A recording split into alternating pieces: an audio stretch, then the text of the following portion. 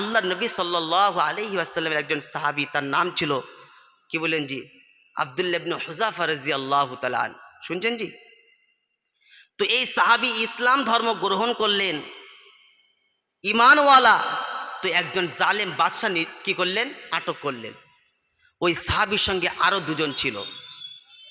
জালেম বাদশা যখন তাদেরকে আটক করলো, তাদেরকে অফার দিচ্ছে, তোমরা ইসলাম ধর্ম ত্যাগ করো, ঈমান তোমরা ত্যাগ করো, আল্লাহকে ভুলে যাও, রসুলকে ভুলে যাও। এরা বলছে রে বোকা কোথাকারে, যা বলেছিস ওটাই হলো শেষ বাক্য, সব কিছু মেনে নেব, আল্লাহ এবং আল্লাহর রসুল সম্পর্কে কোনো রকম কথা আমরা মেনে নেব না, কোনো রকম কম্প্রোমাইজ চলবে না।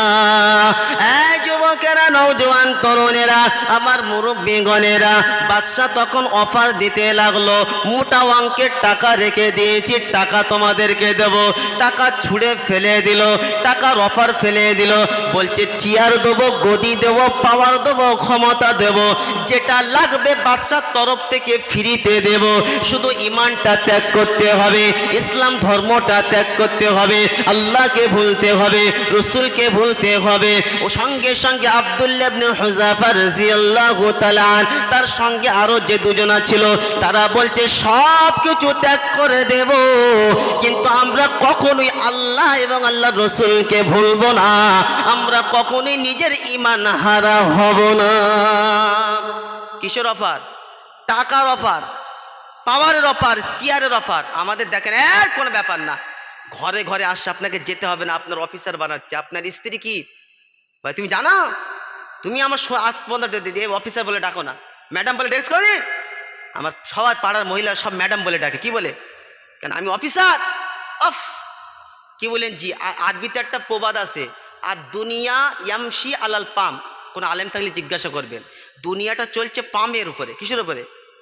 এ দেখছো তো ডাইরেক্ট লেবে না, আর দুনিয়াও ইয়ামশি আলাল পাম। পাম মানে পাম মানে হাওয়া। দুনিয়া চলছে কিসের উপর বলেন? হাওয়ার উপরে। আপনার স্ত্রী বলে দিয়েছে যে আপনি হচ্ছে গ্রুপের মেন হেড, আপনি অফিসার। এ দেখছে সাংঘাতিক ব্যাপার, আমি অফিসার, এই সম্মান তো কেউ দেয় নাই। ব্যাস অতি মাল কি বলেন যে ফেসে গেছে। ব্যাস এবার সকলকে কি বলেন যে নিজের লাইনে ভিড় জমাচ্ছে। আল্লাহওয়ালা বন্ধু ভালো করে বুঝবেন, আল্লাহ বুঝার তৌফিক দান করুক।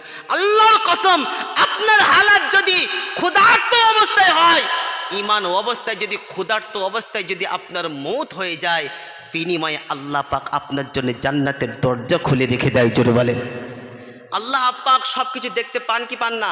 ইন্নাল্লাহা লা ইয়াখফা আলাইহি শাইউন ফিল আরদি ওয়ালা ফিস সামা। জমিনে এমন কোন জিনিস নাই, এমন কোন বস্তু নাই, এমন কোন মখলুক নাই যে আল্লাহ পাকের থেকে জমিন এবং আসমানে কোনো জিনিস লুকিত আছে। আছে কোনো জিনিস? যেটা বলেন এই আল্লাহ দেখতে, কুয়াশা একটু কম দেখতে পায় নাকি? নাউজুবিল্লাহ। আল্লাহর কাছে সব need and clean, need and clean, চতুর্দিকে সমান, সব কিছু তিনি দেখতে পান। তিনি হলেন রহমান। বলেন সুবহানাল্লাহ। ইন্নাল্লাহ, দেখা তো অনেক ঊর্ধ্বের কথা, আপনার দিলে এখনো কথা উদাও হয়নি, আপনি ভাবছেন, এই ভাবনাটাও আল্লাহ পাক বুঝতে পারেন। জোরে বলেন ইন্নাল্লাহ আলিমুম বিদাতিস সুদূর। দিলের খবর, অন্তরের খবর জানে কে? জোরে বলেন আল্লাহ জানে। তাহলে সে আল্লাহ থেকে লুকানো যাবে কি? তাহলে কেন বুঝলেন না? কেন বুঝলেন না? নবীর সাহাবী আব্দুল্লাহ ইবনে হুযাফা রাদিয়াল্লাহু তাআলা আনহু যখন অফার দিচ্ছে, বলে এ বোকা কোথাকারে, মুসলমানের ঈমান আগে, মুসলমানের টাকা আগে না, সম্পদ আগে না, মুসলমানের জান আগে না। বাদশা রাগান্বিত হলো, রাগান্বিত হয়ে বলছে তাহলে তোমরা কি এইটা অ্যাকসেপ্ট গ্রহণ করবে না, অফারটাকে কাজে লাগাবে না? বলছে না না না। বাবদি সোনালালেরা, নওজোয়ান তরুণেরা, গ্রুপ লোন বলো আর বন্ধন বলো, সমিতি বলো, যখন কেউ রাজি হয় না, বিভিন্ন অ্যাঙ্গেলে তাকে বোঝায়। একবার বলেন, দুবার বলেন, ও খেয়াল করে এর সঙ্গে কার সম্পর্ক, তাকে ধরতে হবে, তাকে ব্রেন ওয়াশ করে, সে আবার ভায়া হয়ে তাকে বোঝায়। এমন করে বাবজি সোনাল্লালেরা, এদের টার্গেট এটা থাকে, তুমি যদি কাস্টমার বাড়াতে পারো, তুমি যদি আমার 10টা কাস্টমার করে দিতে পারো, যদি আমার গ্রুপটা তুমি বেশি করে দিতে পারো, সংখ্যাটা যদি বেশি করে দিতে পারো, তাদাদটা যদি বেশি করে দিতে পারো, আমি তোমার তোমার একটা পুরস্কার দেব, এটা শোনো। এই যুবকেরা, নওজোয়ান তরুণেরা বা শয়তানের চক্করে পড়ে এখানে পুশ করে দিল। ওই মহিলাটা যেখানটা ব্রেন ওয়াশ করে নিল, ওই মহিলা একা 5 জনকে কি বলেন জি সাইটে মেহনত করে তাদের ব্রেন ওয়াশ করে তার গ্রুপে শামিল করে নিল। আর মনে মনে বুঝাতে লাগলো, বোকা কোথাকারে, কিছু হবে না। আর দেখ, আজকে আমরা গ্রুপের সঙ্গে জুড়েছি বলে বাড়ি করেছি, গাড়ি করেছি, টিভি করেছি, সিরিয়াল দেখছি, দামি দামি ফোন ব্যবহার করছি। যতক্ষণ পর্যন্ত তুই আমাদের গ্রুপে জুড়বি না ততক্ষণ পর্যন্ত এই জিনিসগুলো তুই পাবি। জোর বলেন। ইস, কোথায় পুশ করছে, বোকা কোথাকারে, কি বললেন, কোথায় পুশ করছে? বলে আজকে এলসিডি টিভি এমনি পেয়েছি মাত্র সপ্তাহে 150 টাকা, 200 টাকা। কথা বলতে পারছেন না? কোথায় ঢোকাচ্ছে? আব্দুল্লাহ ইবনে হুযাফা রাদিয়াল্লাহু তাআলা সঙ্গে তার দুজন আরো বন্ধু রইল। এমত অবস্থায় বাদশা রাগান্বিত হলো। যখন অফারটা অ্যাকসেপ্ট করলো না, অফারটা যখন গ্রহণ করলো না, বাদশা সঙ্গে সঙ্গে তার পূজাদেরকে বলতে লাগলো, শিগগিরই কড়ার ব্যবস্থা করো, শুকনো লাঠির ব্যবস্থা করো। শুকনো লাঠি নিয়ে আসা হলো, কড়া নিয়ে আসা হলো, কড়ার উপরে পানি দিতে বলা হলো, পানি কড়ার উপরে পানিও দেওয়া হলো। বললো পানিকে ফুটাও।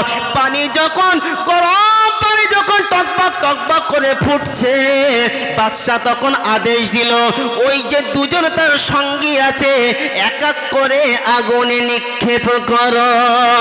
ও নপাড়া এলাকার যুবকেরা, ও হাড়োয়া এলাকার যুবকেরা, আব্বারা, সোনামণি, মা বোনেরা, আল্লাহর কসম করে বলে যায়, যখন আপনার গ্রামটা হারাম মুক্ত হবে, যখন এই গ্রামটা বন্ধন মুক্ত হবে, সমিতি মুক্ত হবে, যখন এই গ্রামটা গ্রুপবাজি থেকে মুক্ত হবে, যখন এই গ্রুপটা সমিতি বলেন, বন্ধন বলেন, সব কিছু হারাম কাজ থেকে যখন মুক্ত হবে, আল্লাহর কসম করে বলে যায়, যারাই আপনাদের গ্রামে প্রচার প্রসার করতে এসেছিল এরা বাইরে গ্রামে গিয়ে বলবে, না না না, হাড়োয়া নপাড়া এলাকাতে গিয়েছিলাম কিন্তু ওখানের পরিবেশটা সম্পূর্ণ আলাদা। যখন হারামের কথা বলেছি, গ্রুপের কথা বলেছি, এমন ধমক দিয়েছে পালাতে বাধ্য হয়েছি। আর মনে মনে নিয়ত করেছি যতদিন বেঁচে থাকবো ওই নপাড়া এলাকা বাদ দিয়ে টোটাল পশ্চিম বাংলা যাব, কিন্তু ওই নপাড়া এলাকায় কোনোদিনও যাব না। আপনাদের এই দাওয়াতটা পুরো পশ্চিম বাংলায় পৌঁছে যাবে।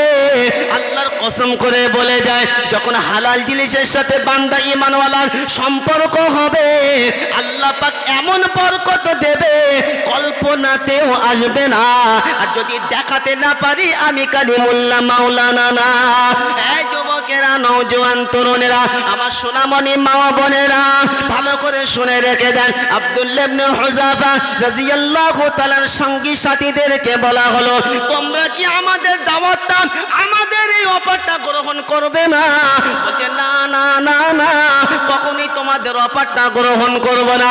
বলছে ঠিক আছে, লাঠি, শুকনো লাঠি জ্বালিয়ে দাও, কড়া উপরে চাপিয়ে দাও, পানি কড়াতে দিয়ে দাও। পানি যখন টকবক টকবক করে তখন তাদেরকে পানিতে ফেলে দাও।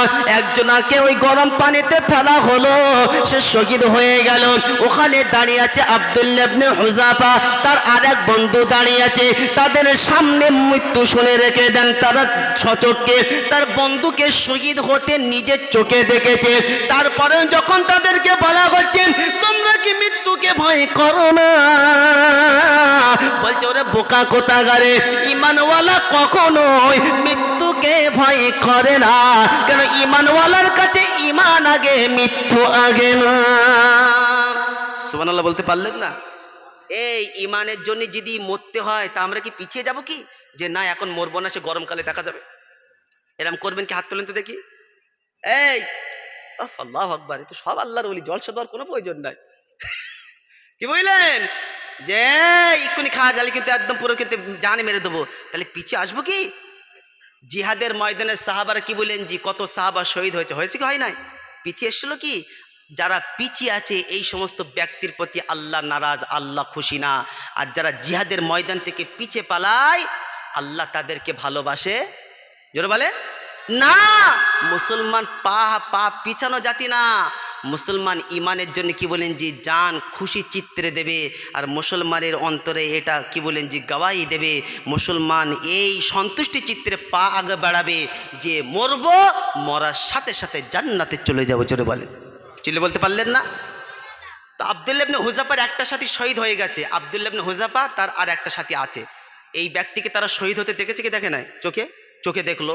তা বলছে, দেখেছিস তো তোর একটা বন্ধু কি হলো, এবার তোর পালা। পয়সা লাগলে পয়সা লে, নারী লাগলে নারী দেব, চেয়ার লাগলে চেয়ার দেবো, পাওয়ার লাগলে পাওয়ার দেব, কোনো জিনিস লাগলে সেটা দেব। বলছে সব কিছু ছাড়বো, ইমানের উপরে অটল থাকবো। বলেন সুবহানাল্লাহ। বাদশাহ দেখছে না, সাংঘাতিক জিনিস, কে বুঝলেন, হবে না। বলছে এই হবে না, একই কর, ওর বন্ধু যেমন আগুনে ফেলেছিস ওই ইয়েতে গরম পানি টকবক পানি একেও ফেল। আল্লাহ আল্লাহ বন্ধু আব্দুল্লাহ ইবনে হুযাফার দ্বিতীয় সাথীকে ওই গরম পানি টকবক করে ফুটছে ওই গরম পানিতে ফেলে দিল, ওই ব্যক্তিটাও শহীদ হয়ে গেল। বলেন ইন্না লিল্লাহি ওয়া ইন্না ইলাইহি রাজিউন। শহীদ হলো কজনা? দুজনা। এবার বাড়ি কজনার? একজনা। নাম কি বলেছি? সাহাবীর নাম কি বললাম? আব্দুল্লাহ ইবনে হুযাফা রাদিয়াল্লাহু তাআলা। মনে থাকবে তো? তো বাদশাহ দেখছে যে একে আরেকটু ঝুলাই, একে আরেকটু প্ল্যান বাড়াই। বাদশাহ বলছে এক কাজ করে একে একটা ঘরে বন্দি করো, ঘরে বন্দি করো। ঘরে বন্দি করার পরে যখন বলবে ভাই আমি কিস্তিতে যাব না, আমি গিয়েছি শোরুমে গাড়ি কেনার জন্য, ভাই আপনি নেন, আপনি কেন ক্যাশে নিতে যাচ্ছেন, আপনি কিস্তিতে নেন, আপনি নিতে নেন। ও তো চাইবে যে মাল ফাঁস জাল যে পাতলাম, যা বাদে পুটি বাদলিও লাভ, চ্যাং মাছ বাদলিও লাভ, কি বলি যা বাদবে লাভ, তরকারি মাছবে, কথা বুঝতে পারছেন না? মাছ বাদালে কথা। তো এ দেখছে পাখি বাদালে কথা, নগদে কিনতে যাবেন কিনতে দেবে না। আপনার মাথা খারাপ, এত টাকা আপনি দেবে যাবেন, নেন সে কি ফাইন্যান্সে নেন, আপনার কত ফ্যাসিলিটি কত অফার। এ বলে কি বলে না? তুমি যদি প্রকৃত কি আল্লাহ ভীরু হও, আল্লাহর ভাই দিলে থাকবে, তোমার জবান দিয়ে এ কথা বার হবে, 10,000 বেশি লাগবে, তারপরে ওই লাইনে যাব না। হ্যাঁ না বলে? আমরা তো লাইন খুঁজি, আমরা তো হারাম লাইন পলিসি খুঁজি। আল্লাহ পাক আমাদের বুঝার তৌফিক দান করুক। বলেন আল্লাহুম্মা আমিন। তো আব্দুল্লাহ ইবনে হুযাফাকে ঘরের ভিতরে একটা নিযুক্ত করা হলো, আর একটা নারী ফিট করা হলো, সেইরকম সুস্ত্রী নারী। বাদশাহ একজনকে নিযুক্ত করলে, যাও একটা নারী এ করে নিয়ে আসো, সুস্ত্রী নারী, সেইরাম দেখতে অপূর্ব। আর ওই নারীকে বলা হলো যে কোনো প্রকার হোক, আমার মা ও বোনেরা আপনারা শোনেন, নারীকে বলা হলো যে কোনো প্রকারে হোক নবীর ওই সাহাবী, ওই আশিক, ওই ইমানওয়ালাকে যে কোনো প্রকার হোক নিজের দিকে আকৃষ্ট করতে হবে, অপকর্মের সাথে জড়াতে হবে। তুমি যদি একটা দিন একটা রাত তুমি তার সঙ্গে যদি অপকর্মে জড়াতে পারো, কি বললেন জি, যখন মানুষ জিনা করবে, খারাপ কাজ করবে, কি বলি কথা বুঝতে পারছেন না, তখন তার ইমান কি হবে? কমজোর হবে কি হবে না বলে? খারাপ কাজ ইমানওয়ালা কি বলেন জি কখনই খারাপ কাজ করতে পারে কি? তো দেখছি যে কোনো প্রকারে হোক একে ইমানটাকে কমজোর করতে হবে, তারপরে বিভিন্ন অ্যাঙ্গেলে কি বলেন জি বেঈমানের দিকে নিয়ে যেতে হবে। জোরে বলেন নাউজুবিল্লাহ। তো ওই নারীকে তার প্ল্যান বুঝিয়ে দেওয়া হলো, সিচুয়েশান রাস্তা বুঝিয়ে একদম ক্লিয়ার। তুমি যদি যে কোনো প্রকারে নিজের দিকে আকৃষ্ট করতে পারো, অপকর্মে যদি লিপ্ত করতে পারো, মোটা অঙ্কের টাকা, আর তুমি যেটা চাবে সেটা। বাদশার ইনাম মানে বুঝতে পারছেন তো, বাদশাকে 2-10 হাজার ডিল না, মোটা অঙ্কের টাকা। এই নারী তখন বলছে এ তো মামুলি ব্যাপার। আজও পর্যন্ত আমি রাস্তা দিয়ে চলাচল করি, কোনো পুরুষ আমার দিক না তাকায় থাকতে পারে না, শুনতে পাচ্ছেন না? তো এই নারী বলছে এটা কোনো ব্যাপার? তো বাদশা বলছে ওই একটা, আর একটা হলো এই শুকরের গোশ দিল, কথা বুঝতে পারছেন, হারাম জিনিস সারাপ, যে কোনো পরে হোক এক টুকরা তাকে খাওয়াতে হবে, কথা বুঝতে পারছেন না? ওই সুশ্রী নারী আর ওই হারাম জিনিস সাথে নিয়ে ওই ঘরের ভিতরে গেল। নবীর ওই সাহাবী ঘরের ভিতরে একা বসা, ঘরের ভিতরে একা বসা, নাম হলো আব্দুল্লাহ ইবনে হুযাফা রাদিয়াল্লাহু তাআলা। ঘরের ভিতরে একা বসা, ওই সুস্ত্রী নারী ঘরের ভিতরে প্রবেশ করলো। প্রবেশ করার পরে নবীর ওই প্রেমিকে, নবীর ওই আশিককে নিজের দিকে আকৃষ্ট করার চেষ্টা করলো আব্দুল্লাহ ইবনে হুযাফা। কিন্তু আব্দুল্লাহ ইবনে হুযাফা দিলে কার ভয় ছিল? জোরে বলেন ইয়া আইয়ুহাল্লাযীনা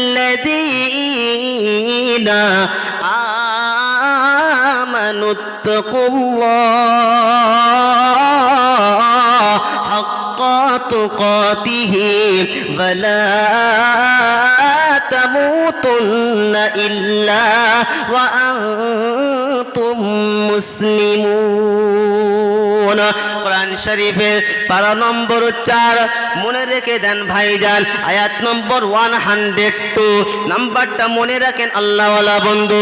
সূরার নাম সূরা আল ইমরান। আল্লাহ পাক সুন্দর করে শোনালেন, ইয়া আইয়ুহাল্লাযীনা আমানুত্তাকুল্লাহ হাক্কা তুকাতিহি ওয়া লা তামুতুন্না ইল্লা ওয়া আনতুম মুসলিমুন।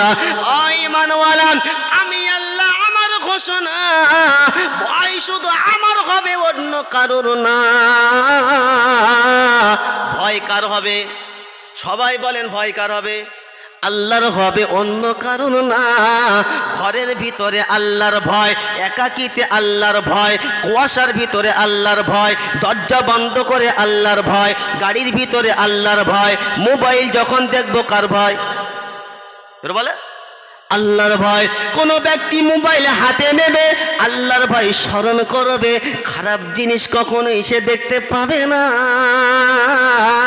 আর অন্ধকার রাতেও চলবে, আল্লাহর কসম শুনে রেখে দাও, এই অন্ধকার রাতের ভিতরেও কোনো ব্যক্তি গুনাহের দিকে লিপ্ত হবে না। বিশ্বের যত সুন্দরী নারী হোক না কেন, তার সামনে দাঁড় করানো হবে, আল্লাহর ভয় যখন দিলে থাকবে, চোখটা উঁচু করে তাকাবে না, মনে মনে ধারণা এটা আমার জন্য হারাম হালাল হতে পারে না। যুবকেরা, নওজোয়ান তরুণেরা, আল্লাহ পাক শোনালেন, আয় ঈমানওয়ালা, তোমাদের জন্য ঘোষণা, অন্য কাউকে বলবো না। ওই ঈমানওয়ালা ভয় শুধু আমার হবে, অন্য কারোর না। ভয় করার মতন আমাকে ভয় করতে হবে, আর আমার কাছে আসতে হলে মুসলমান হয়ে আসতে হবে।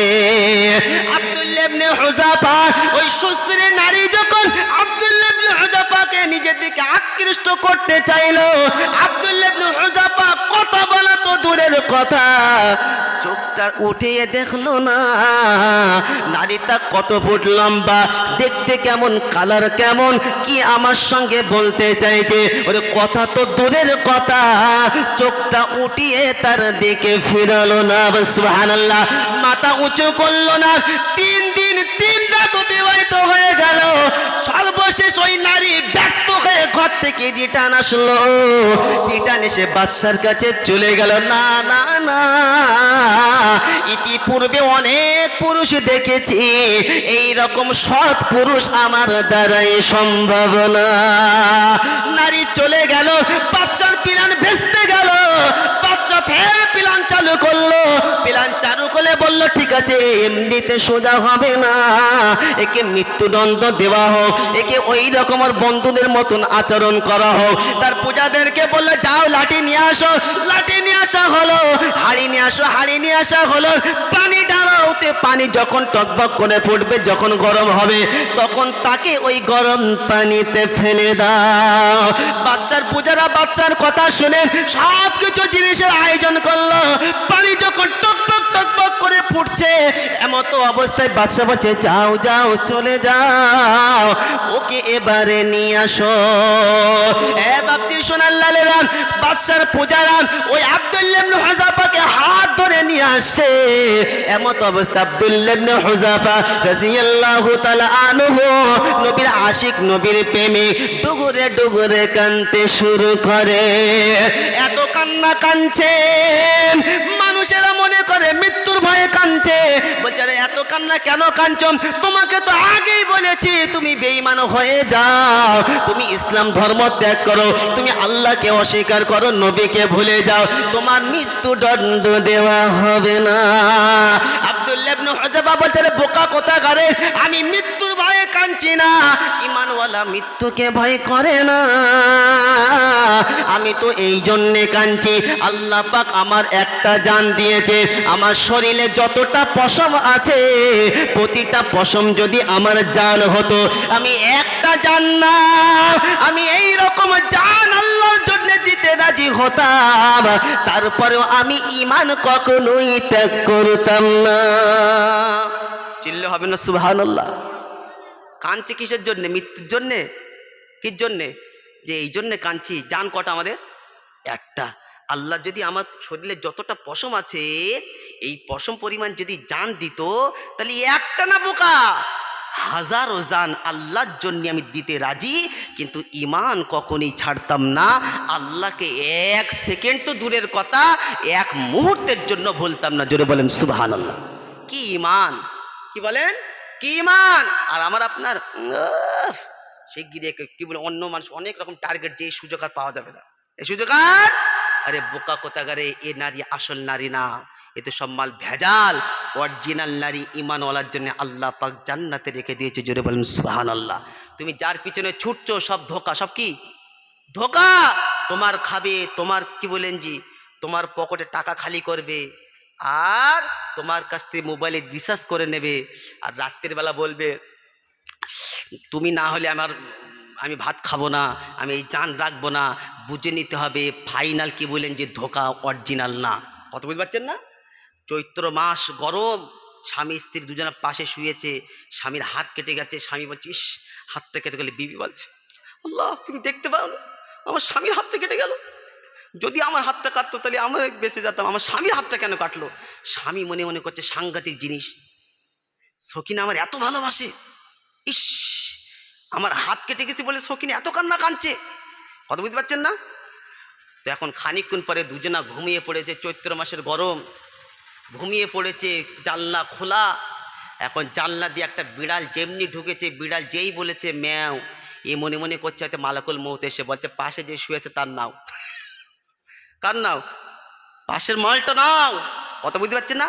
স্বামী বলছে হাই রে, তোর জন্য বাড়ি এত কিছু করি, বাইরে এত খাটাখাটি, এখন বুঝতে পারছি আসলে অরিজিনাল ভালোবাসা না, জায়গায় পড়লে ভুলে যাবে, ও তোমার কাজে আসবে না। হ্যাঁ না? না এরা বলেন ওই স্বামী স্ত্রীর জন্য যেন কি বলি জিন্দেগিটা বরবাদ করো না।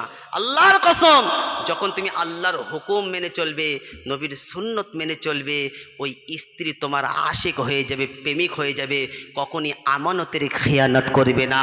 খেয়ানত করলে তার হৃদয়ে ভয় ঢুকিয়ে দেবেন যিনি, তিনি কে? জোরে বলে আল্লাহ। বেপরোয়া চলেন না, মানে থাকবে ইনশাল্লাহ। তো আল্লাহ পাক আমাদের সকলকে বুঝার তৌফিক দান করুক। বলেন আল্লাহুম্মা আমিন।